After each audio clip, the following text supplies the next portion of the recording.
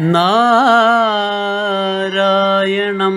നമസ്കൃത്യ നരം ചൈവ നരോത്തമം ദേവീം സരസ്വതീം വ്യാസം തതോ ജയമുദീരയേ. അർത്ഥശാസ്ത്രമിദം പുണ്യം ധർമ്മശാസ്ത്രമിദം പരം മോക്ഷശാസ്ത്രമിദം പ്രോക്തം വ്യാസേനാമിതബുദ്ധിനാ.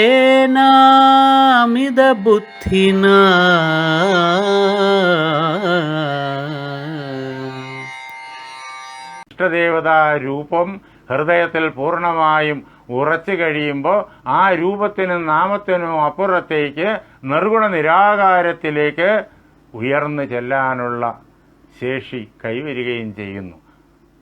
ശ്രീമദ് മഹാഭാഗവതത്തിലെ ഏകാദശ സ്കന്ധത്തിൻ്റെ തുടക്കത്തിൽ ഉദ്ധവരോട് ഭഗവാൻ പറയുന്നതാണ്, നിർഗുണ നിരാകാര ബ്രഹ്മത്തിൻ്റെ തലത്തിലേക്ക് ഉയരുവാനുള്ളതായ സാധനാശേഷി ഉദ്ധവൻ നേടിക്കഴിഞ്ഞു. എങ്ങനെ? ഭഗവാനെ തന്നെ, കൃഷ്ണനെ തന്നെ ഉപാസിച്ച്. അപ്പോൾ ഭഗവാൻ എന്തു ചെയ്യുന്നു? ഇനി ഇതിനപ്പുറത്തേക്ക് കൊണ്ടുപോകണം. അതിനു വേണ്ടിയിട്ടുള്ള ഉപദേശം അത് ആ ഏകാദശ സ്കന്ധത്തിൻ്റെ തുടക്കത്തിൽ തന്നെ വളരെ സ്പഷ്ടമായിട്ട് ഭഗവാൻ പറഞ്ഞു കേൾപ്പിക്കുന്നു. നീ ഇനി എൻ്റെ നാമവും എൻ്റെ രൂപവും മാത്രം കണ്ടുകൊണ്ടിരുന്നാൽ പോരാ, എല്ലാത്തിലും നീ എൻ്റെ നാമത്തെയും രൂപത്തെയും കാണണം. ലോകത്തിലുള്ള സമസ്ത മനുഷ്യരിലും മൃഗങ്ങളിലും പുല്ലിലും പുഴുവിലും നക്ഷത്രാദികളിലും എല്ലാത്തിലും നീ എൻ്റെ നാമവും രൂപവും തന്നെ കാണണം. എല്ലാം ഞാൻ തന്നെയാണ് എന്ന് നിനക്ക് ബോധ്യമാകും. അപ്പോൾ ഈ നാമരൂപങ്ങൾ, കണ്ണുകൊണ്ട് കാണപ്പെടുന്നതായ രൂപവും കാതുകൊണ്ട് കേൾക്കപ്പെടുന്നതായ പേരും ഒക്കെ ക്രമേണ ലയിച്ച് ലയിച്ച് ലയിച്ച് എല്ലാം കൃഷ്ണനാകുമ്പോൾ പിന്നെ പ്രത്യേകിച്ചൊരു നാമവും പ്രത്യേകിച്ചൊരു രൂപവും വേണ്ടി വരില്ല. നിർഗുണ നിരാകാരത്തിലേക്ക് മനസ്സ് എത്തിക്കൊള്ളും. അതിനു വേണ്ടിയിട്ടുള്ള തുടക്കം അതാണ് സത്യം. എല്ലാ വസ്തുവും പരമാത്മാവാണ് എന്ന് അനുഭവിച്ചറിയാം. അത് അനുഭവിച്ച് അറിഞ്ഞുകൊണ്ടിരിക്കുന്ന ആ പന്ഥാവിലൂടെ വളരെയേറെ മുന്നേറിക്കഴിഞ്ഞ ആത്മസാക്ഷാത്കാരത്തിൻ്റെ അടുത്ത് എത്തിക്കഴിഞ്ഞ ഈ കുരുവംശജരുടെ കാരണവർ പിതാമഹൻ ഭീഷ്മൻ, അദ്ദേഹം നേരിട്ട് അനുഭവിച്ചതാണത്. അദ്ദേഹത്തിൻ്റെ വാക്കുകളിലൂടെ നമുക്കത് കേൾക്കാനായി സാധിക്കും. അനേക സന്ദർഭങ്ങൾ വ്യാസഭഗവാൻ ഇതിനകത്ത് ഒരുക്കി വെച്ചിട്ടുണ്ട്. അതിലൊന്ന് ഇപ്പോൾ ഈ അവസരത്തിൽ എല്ലാവരുടെയും ശ്രദ്ധയിലേക്ക് കൊണ്ടുവരാൻ ശ്രമിക്കുന്നു. ആദിപർവത്തിൽ തന്നെ ഭീഷ്മരുടെ വാക്കുകളിലൂടെ നമുക്ക് ഭീഷ്മൻ സത്യമാർഗത്തിലൂടെ എത്രമാത്രം പുരോഗമിച്ചു എന്ന് നമുക്കറിയാം. എന്ന് മാത്രമല്ല, നമ്മൾ സത്യമാർഗത്തിലൂടെ മുന്നേറാൻ വേണ്ടിയിട്ട് എങ്ങനെ നമ്മുടെ മനസ്സിനെ ശീലിപ്പിക്കണം എന്നുള്ളത് അവിടെ നമുക്ക് കാണാം. അതിനാണ് വളരെയേറെ പ്രാധാന്യം. യുധിഷ്ഠിര മഹാരാജാവ് രാജസൂയ യജ്ഞം നടത്താൻ ആഗ്രഹിച്ചു. അദ്ദേഹം ഇന്ദ്രപ്രസ്ഥത്തിൽ ഇരിക്കുന്ന അവസരത്തിൽ അത് ഭഗവാൻ തന്നെ ചെയ്തു തരണം എന്ന് ആഗ്രഹിച്ചതുകൊണ്ട് ഭഗവാനെ തന്നെ വരുത്തി. ഭഗവാൻ രാജസൂയം ചെയ്യുന്നതിന് വേണ്ടുന്ന നേതൃത്വം നൽകി. അങ്ങനെ ആദ്യം വേണ്ടുന്നതായ കാര്യങ്ങളൊക്കെ കഴിഞ്ഞു. ഇനി രാജസൂയം ആരംഭിക്കണം. എല്ലായിടത്തു നിന്നും ആളുകൾ, രാജാക്കന്മാർ, വളരെ പ്രഗത്ഭരായിട്ടുള്ള ആളുകൾ, അതേപോലെ തന്നെ സമൂഹത്തിൽ എല്ലാ തട്ടിലുമുള്ള ആളുകൾ ഒരു വ്യത്യാസമില്ലാതെ ആ യജ്ഞശാലയിൽ തുടങ്ങി. രാജാക്കന്മാരെല്ലാം വളരെയേറെ കാഴ്ച ദ്രവ്യങ്ങളുമായിട്ടാണ് എത്തിയിരിക്കുന്നത്. മല പോലെ സ്വർണവും രത്നവും എല്ലാം അവിടെ കുമിഞ്ഞുകൂടുകയാണ്. ഇനി അടുത്തത് യജ്ഞം ആരംഭിക്കണമെങ്കിൽ അവരെല്ലാവരെയും യഥായോഗ്യം പൂജ ചെയ്യണം. ആരാ പൂജ ചെയ്യേണ്ടത്? ആതിഥേയന്മാരായിരിക്കുന്ന പാണ്ഡവർ തന്നെയാണ് പൂജ ചെയ്യേണ്ടത്. അപ്പോൾ ഓരോരുത്തരെയായിട്ടല്ലേ പൂജ ചെയ്യാൻ പറ്റൂ. അപ്പോൾ അതിൻ്റെ ക്രമം അനുസരിച്ച് വേണം. ആദ്യം ആരെ പൂജിക്കണം? ഇതാണ് ആദ്യത്തെ ചോദ്യം. അപ്പോഴേക്കും പിതാമഹനായ ഭീഷ്മൻ പറഞ്ഞു, ആദ്യം പൂജിക്കേണ്ടത് കൃഷ്ണനെയാണ്. ഒന്നാം സ്ഥാനം അദ്ദേഹത്തിനാണ്. അതുകൊണ്ടല്ലേ യുധിഷ്ഠിര കൃഷ്ണനെ പൂജിക്കൂ. ഇത് കേട്ടപ്പോഴേക്കും ശിശുപാലന് ദേഷ്യം വന്നു. കൃഷ്ണന്റെ പരമശത്രുവാണ് ശിശുപാലൻ. അടുത്ത ബന്ധുവാണെങ്കിലും പരമശത്രുവാണ്. കാരണം അയാൾ മറുവശത്ത് കംസാദികളുടെ പക്ഷത്താണ്. കംസനെ കൃഷ്ണൻ സംഹരിച്ചു കളഞ്ഞു. ആ വിദ്വേഷം ആളിക്കത്തുന്നുണ്ട് അയാൾക്ക്. പക്ഷേ നേരിട്ട് ഇതുവരെ ഏറ്റുമുട്ടാനുള്ള ആ ഒരു സാഹചര്യം വന്നില്ല. അങ്ങനെ കൃഷ്ണനോട് ഏറ്റുമുട്ടുന്നത് അത്ര എളുപ്പവുമല്ല അയാൾക്കറിയാം. പക്ഷെ ഈ സമയത്ത് അയാൾ പൊട്ടിത്തെറിച്ചു. എല്ലാ രാജാക്കന്മാരുടെയും സദസ്സിൽ വെച്ചിട്ട് താനിരിക്കവേ കൃഷ്ണന് അഗ്രപൂജ നൽകുന്നു. അയാൾ പൊട്ടിത്തെറിച്ചപ്പോഴേക്കും പെട്ടെന്ന് യുധിഷ്ഠിരൻ, അദ്ദേഹമാണല്ലോ ആതിഥേയൻ, അദ്ദേഹം നല്ല വാക്കുകൾ കൊണ്ട് ശിശുപാലനെ സമാധാനിപ്പിക്കുക. പക്ഷേ അങ്ങനെ നല്ല വാക്കുകൾ കൊണ്ട് സാന്ത്വനപ്പെടുത്താൻ ശ്രമിച്ചു കഴിഞ്ഞാൽ അടങ്ങുന്നയാളല്ല ശിശുപാലൻ. ഉടൻ തന്നെ ഭീഷ്മൻ യുധിഷ്ഠിരനോട് പറഞ്ഞു, നാസ്മയിദേയോ അനുനയോ നായമർഹതി സാന്ത്വനം. അല്ലയോ യുധിഷ്ഠിര, ഇവനെ അനുനയിക്കാനായിട്ട് പ്രയത്നിക്കുകയേ വേണ്ട, ഇവനെ സാന്ത്വനപ്പെടുത്താൻ ശ്രമിക്കുകയേ വേണ്ട. കാരണം അത് അർഹിക്കുന്നില്ല. ഈ ശിശുപാലനുണ്ടല്ലോ ജന്മനാ തന്നെ താമസ പ്രകൃതിയാണ്. അങ്ങനെയുള്ള ആളുകൾക്ക് ഒരിക്കലും കൃഷ്ണൻ ആരാണെന്ന് മനസ്സിലാവില്ല. അതുകൊണ്ട് അങ്ങ് ഇപ്പോൾ ചെയ്യുന്ന ഈ ജോലി പാഴ്വേലയായി മാറും. അതുകൊണ്ട് അങ്ങ് അയാളെ അനുനയിക്കാനായി ശ്രമിക്കേണ്ട. അയാൾക്ക് യാതൊരു വിവേകവും ഇല്ല എന്നുള്ളതിൻ്റെ സൂചനയാണല്ലോ അയാൾ പറഞ്ഞതായ ഈ വാക്കുകൾ. ലോകവൃദ്ധതമേ കൃഷ്ണേ യോർഹണാം നാഭിമന്യത്തെ. ഈ ലോകത്തിൽ വച്ചിട്ട് എല്ലാ പ്രകാരത്തിലും വർദ്ധിച്ചയാളാണ് കൃഷ്ണൻ.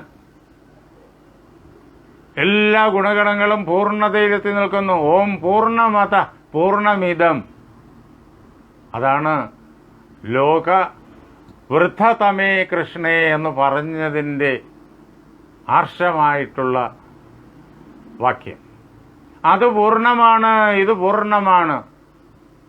ലോകവൃദ്ധതമൻ, എല്ലാ പ്രകാരത്തിലും വർദ്ധിച്ചവൻ, അങ്ങേയറ്റം വർദ്ധിച്ചവൻ, അതിനപ്പുറം ഒരു വർധനമില്ല. അത് പരബ്രഹ്മത്തിലാണ്. അതാണ് അത് പൂർണ്ണമാണ്. ആ പരമാത്മാവ് പൂർണ്ണമാണ്, ഇത് പൂർണ്ണമാണ്, ഈ ലോകം പൂർണ്ണമാണ്, ഈ ക്ഷേത്രം പൂർണ്ണമാണ്, ഈ ശരീരം പൂർണ്ണമാണ്. ഇങ്ങനെ ഇത് എന്നുള്ളതിന് അനേകം അർത്ഥങ്ങൾ കടന്നു വരും. അങ്ങനെ അത് പൂർണ്ണമാണ്. ആ പൂർണ്ണമായിരിക്കുന്ന വാസുദേവനെ ഇവന് അംഗീകരിക്കാൻ കഴിയുന്നില്ലെങ്കിൽ, വാസുദേവനാണല്ലോ പരിപൂർണതയ്ക്കാണല്ലോ പൂജ അർപ്പിക്കേണ്ടത്.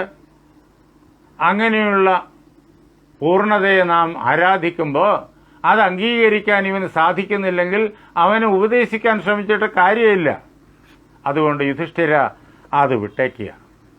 എന്നിട്ട് എല്ലാവരും കേൾക്കെ ആരാണ് കൃഷ്ണൻ എന്ന് ഭീഷ്മപിതാമഹൻ വിളിച്ചു പറയുകയാണ്.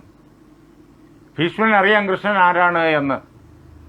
ഈ അധ്യാത്മമാർഗത്തിലൂടെ ഏറെ സഞ്ചരിച്ചു കൊണ്ടിരിക്കുന്നയാളാണ്. വളരെയേറെ മുന്നേറി കഴിഞ്ഞിരിക്കുന്നു, അങ്ങേയറ്റത്ത് എത്താറായി കഴിഞ്ഞിരിക്കുന്നു. തൻ്റെ തന്നെ ആ അനുഭവം അവിടെ കൂടിയിരിക്കുന്ന എല്ലാ രാജാക്കന്മാർക്ക് വേണ്ടിയും പങ്കുവയ്ക്കുകയാണ്. അവിടെ ഇരിക്കുന്നതിൽ ഭൂരിപക്ഷം പേരും കൃഷ്ണന്റെ മഹത്വം പൂർണ്ണതയിൽ ഉൾക്കൊണ്ടവരല്ലെങ്കിലും കൃഷ്ണൻ സാധാരണനല്ല, ഭഗവത് സമാനനാണ് എന്നറിഞ്ഞ് മനസ്സുകൊണ്ട് ആരാധിക്കുന്നവരാണ്. അവർക്ക് ശിശുപാലന്റെ വാക്യങ്ങളൊന്നും ഇഷ്ടപ്പെട്ടില്ല. എന്നാൽ ശിശുപാലന്റെ പക്ഷം പിടിക്കുന്ന ഏതാനും പേര് കൂടി ഉണ്ട് അവിടെ. ശിശുപാലന്റെ സൈന്യങ്ങളും സൈന്യാധിപന്മാരും ഉണ്ട്, കൂട്ടുകാരായ രാജാക്കന്മാരുണ്ട്, ഒക്കെ ഉണ്ട്. അപ്പോൾ അവർക്ക് ഈ വാക്യങ്ങൾ, ഭീഷ്മന്റെ വാക്യങ്ങൾ ഒരിക്കലും ഇഷ്ടപ്പെടില്ല. എങ്കിലും കൃഷ്ണനെ ആദരിക്കുന്ന ആളുകൾക്ക് പ്രയോജനപ്പെടും. എന്ന് മാത്രമല്ല, കൃഷ്ണനെ കൂടുതൽ അടുത്തറിയാൻ ഭീഷ്മന്റെ ഈ വാക്കുകൾ വിവേകമുള്ള എല്ലാവർക്കും പ്രയോജനപ്പെടും. അത് നമുക്കും പ്രയോജനപ്പെടുന്നു. 5000 വർഷങ്ങൾക്കിപ്പുറം ഈ ലോകത്ത് ആരൊക്കെയാണോ വ്യാസവാക്യം കേൾക്കുന്നത് അവർക്കൊക്കെ പ്രയോജനപ്പെടുന്നു. സർവത്ര നിറഞ്ഞു നിൽക്കുന്ന പരമാത്മാവാണ് കൃഷ്ണൻ. എല്ലാ മനുഷ്യരുടെ ഉള്ളിലും പുറമേയും കൃഷ്ണനാണ്. എല്ലാ മൃഗങ്ങളുടെയും വൃക്ഷങ്ങളുടെയും വള്ളികളുടെയും അതെ പുല്ലിൻ്റെയും പുഴുവിൻ്റെയും ഉള്ളിലും പുറമേയും കൃഷ്ണനാണ്. സൂര്യചന്ദ്ര നക്ഷത്രാദികളിലും ഉള്ളിലും പുറമേയും കൃഷ്ണനാണ്. കൃഷ്ണനല്ലാത്ത എന്തുണ്ട് ഈ ജഗത്തിൽ? എല്ലാം കൃഷ്ണമയം. ഈ സത്യം അറിയണം. ഇതാണ് സത്യം.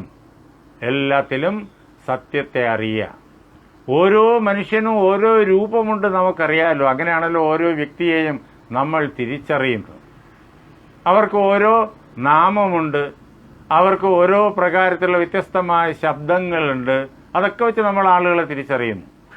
പക്ഷേ ഇങ്ങനെ നമ്മൾ വേറെ വേറെയായിട്ട് കാണുന്ന മനുഷ്യരും മൃഗങ്ങളും പക്ഷികളും എല്ലാം ദേവകിയുടെ പുത്രനായിരിക്കുന്ന കൃഷ്ണനാണ് എന്ന് ആദ്യം ഉറപ്പിക്കുക.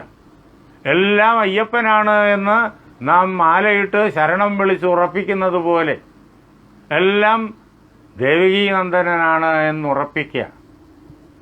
അങ്ങനെ തന്നെ ഉറപ്പിച്ച് എല്ലാത്തിനെയും കൃഷ്ണനായി കാണാൻ ശ്രമിക്കുമ്പോൾ അത് ക്രമേണ ഉറച്ചു വരും. അപ്പോൾ പിന്നെ കൃഷ്ണനേ ഉള്ളൂ ഈ ലോകത്തിൽ, കൃഷ്ണൻ മാത്രം. അപ്പോൾ എല്ലാം കൃഷ്ണനാണെങ്കിൽ കൃഷ്ണന്റെ പ്രത്യേക രൂപത്തിലെ അർത്ഥമില്ല. അപ്പോൾ ആ രൂപം ക്രമേണ നിരാകാരത്തിലോട്ട് പോകും. ആ ഒരു പരിശീലനം ഭാഗവതത്തിലെ ഏകാദശത്തിലെ തുടക്കത്തിൽ നമുക്ക് കൃഷ്ണന്റെ വാക്കുകളിലൂടെ ലഭിക്കുന്ന ആ പരിശീലനം ഉപനിഷത്തുകളെല്ലാം പകർന്നു തരുന്ന ആ പരിശീലനമാണ്. ഭഗവത്ഗീത തരുന്നതും ആ പരിശീലനമാണ്. അധ്യാത്മരാമായണം തരുന്നതും ആ പരിശീലനമാണ്. ആ പരിശീലനം ഇതിൽ ശ്രദ്ധയുള്ള എല്ലാവർക്കും കിട്ടും. അത്തരക്കാരാണ് ആ സദസ്സിൽ ഏറെ. അതിന് വിപരീതമായി ശിശുപാലനും അയാളുടെ ഏതാനും കൂട്ടാളികളും. ശിശുപാലന് ഇത്രയും വിരോധം വരാൻ വേറൊരു കാര്യവുമുണ്ട്. ഈ രാജസൂയം തുടങ്ങുന്നതിന് തൊട്ട് മുമ്പ് ദിഗ്വിജയത്തിന്റെ ഘട്ടത്തിൽ ജരാസന്ധനെയും കൃഷ്ണൻ കൊല്ലിച്ചു ഭീമനെ കൊണ്ട്. ദിഗ്വിജയം നടത്തണമല്ലോ. ജരാസന്ധനെ എതിർത്തു, ജരാസന്ധനെയും സംഹരിച്ചു. ഈ ജരാസന്ധൻ ശിശുപാലന്റെ അടുത്ത സുഹൃത്താണ്. അപ്പോൾ നേരത്തെ കംസനെ കൊന്നു, ഇപ്പോഴത്തെ ജരാസന്ധനെ കൊല്ലിച്ചു. അതിൻ്റെ എല്ലാം വിരോധം ഇങ്ങനെ അണപൊട്ടി ഒഴുകുകയായിരുന്നു ശിശുപാലൻ. എന്നാൽ ആ ശിശുപാലനും അല്പം ഒരു വിവേകമുണ്ടെങ്കിൽ തിരിച്ചറിഞ്ഞ് അയാൾ ശരീര പദ്ധാവിലേക്ക് വരട്ടെ എന്ന് കരുതിക്കൊണ്ടാണ് ഭീഷ്മൻ ഇങ്ങനെ പറയുന്നത്. ആരായി കൃഷ്ണൻ? കൃഷ്ണൻ പരമാത്മാവാണ്. കൃഷ്ണയേവ ഹി ലോകാനാം ഉത്പത്തിരവി ചാപ്യയ. ഈ കൃഷ്ണൻ തന്നെയാണ് ഈ ലോകത്തിന്റെ ഉൽപ്പത്തി. ലോകം ഉണ്ടാകുന്നത് കൃഷ്ണനിലാണ്. ലോകം നിലനിൽക്കുന്നത് കൃഷ്ണനിലാണ്. ലോകം ലയിക്കുന്നതും കൃഷ്ണനിലാണ്. അപ്പോൾ സാധാരണ ഭൗതിക ബുദ്ധികൾ ചോദിച്ചേക്കാം, ലോകം ഉണ്ടാകുന്നത് കൃഷ്ണനിലാണെന്ന് എങ്ങനെ പറയും? കൃഷ്ണൻ ജനിച്ചത് ഇന്നേക്ക് 5000 വർഷം അപ്പുറമല്ലേ? അതിനു മുമ്പേ ലോകമുണ്ടല്ലോ. നമ്മുടെ ഈ കഥകളനുസരിച്ച് തന്നെ അതിനു മുമ്പ് ത്രേതായുഗം ഉണ്ടായിരുന്നു, അതിനു മുമ്പ് കൃതയുഗം ഉണ്ടായിരുന്നു. ഇനി ഈ യുദ്ധമെല്ലാം കഴിഞ്ഞിട്ടാണ് കലിയുഗം തുടങ്ങുന്നത്.